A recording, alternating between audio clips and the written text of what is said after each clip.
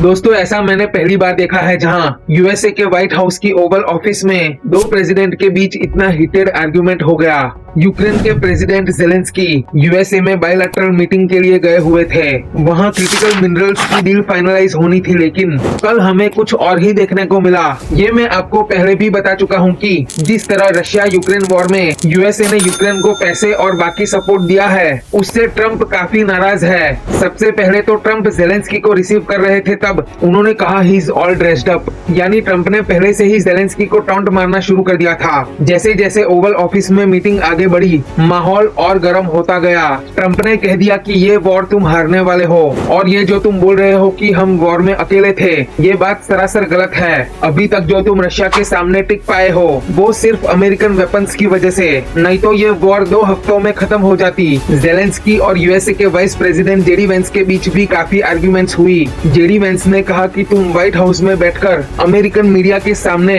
काफी disrespectful tone में बात कर रहे हो। जेलेंस्की ने एक पॉइंट पर कह दिया कि यूएसए के आसपास ओशन है, उन्हें नहीं पता कि इन्वेजन का खतरा क्या होता है। इस पॉइंट पर ट्रम्प को काफी गुस्सा आ गया। उन्होंने कहा इस वक्त तुम बिल्कुल भी उस पोजीशन में नहीं हो कि ये सब हमें डिक्टेट करो। तुम ये वॉर बुरी तरह से हारने वाले हो और तुम्हारी कंट्री एक बड़े ट्रबल में है, और तुम इस जंग में सिर्फ यूएसए के सपोर्ट की वजह से लड़ रहे हो। ट्रम्प ने इस मीटिंग के बाद स्टेटमेंट देते हुए कहा कि मैं नहीं चाहता कि ये वॉर आगे बढ़े, आई वॉन्ट पीस। जेलेंस्की ने यूएसए में आकर व्हाइट हाउस के ओवल ऑफिस को डिसरिस्पेक्ट किया है, और तो और उन्होंने कह दिया कि ये पीस नहीं चाहता बल्कि रशिया से लड़ते रहना चाहता है। इसे लगता है यूएसए ऐसे ही इसकी मदद करता रहेगा, लेकिन ऐसा नहीं होगा। एंड में ट्रम्प ने ये भी कहा कि अगर जेलेंस्की पीस के लिए तैयार है तो वो वापस आ सकते हैं। ये देख के ऑफ कोर्स पुतिन काफी खुश हुए होंगे, क्योंकि पिछले 3 साल से यूएसए यूक्रेन के साथ था, लेकिन सिर्फ एक इलेक्शन के बाद पासा पलट गया। आज के दिन यूएस प्रेसिडेंट यूक्रेन को दिए पैसों का हिसाब मांग रहे हैं। ये पूरी दुनिया के लिए एक सबक है कि किसी बड़ी कंट्री के बहकावे में आकर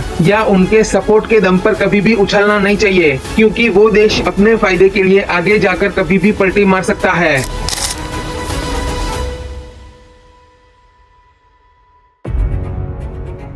यहाँ पर मुझे हेनरी किसिंगर का एक कोट याद आता है, to be an enemy of America can be dangerous but to be a friend is फेटल।